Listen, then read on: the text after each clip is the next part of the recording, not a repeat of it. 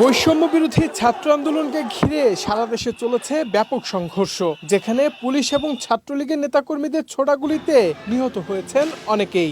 গেল কয়েকদিন ধরে সামাজিক যোগাযোগ মাধ্যমে ঘুরছে একটি ভিডিও, যেখানে দেখা যায় পুলিশ সদস্যরা গুলিবিদ্ধ এবং নিহতদের লাশ তুলছিলেন প্যাডেল ভ্যানে। কিন্তু ঘটনার স্থান উল্লেখ না থাকায় নিশ্চিত হওয়া যাচ্ছিল না এ সম্পর্কে। এবার মানবজমিনের কাছে এসেছে বেশ কিছু তথ্য। 250-টিরও বেশি ডিজাইন অপশন নিয়ে ওয়ালটন স্মার্ট ফ্রিজ, বোঝে আপনার প্রয়োজন। ঘটনাটি ঘটেছে আশুলিয়া বাইপিল এলাকার থানা রোডের গলিতে।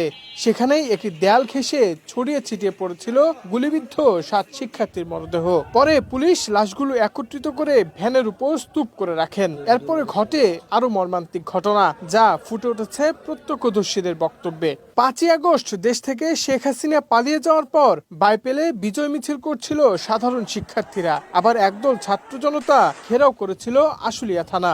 এক পর্যায়ে আশুলিয়া থানার officer in charge AFM Sayeed Ahmed, SI Malek, ডিবির ওসি তদন্ত আরাফাত, SI আফজালুল, SI জলিলের নেতৃত্বে ছাত্র জনতাকে উদ্দেশ্য করে গুলি ছোড়া হয়। থানার গলিতে কয়েকজন গুলিবিদ্ধ হয়ে রাস্তায় পড়ে যান।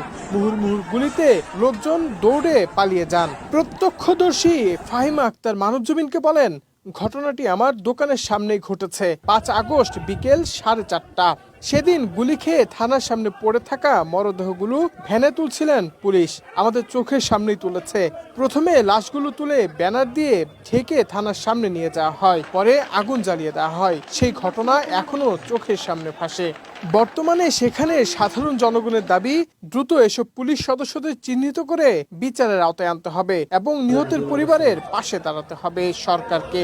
হুমায়ুন কবির মাসুদ, মানবজমিন, ঢাকা।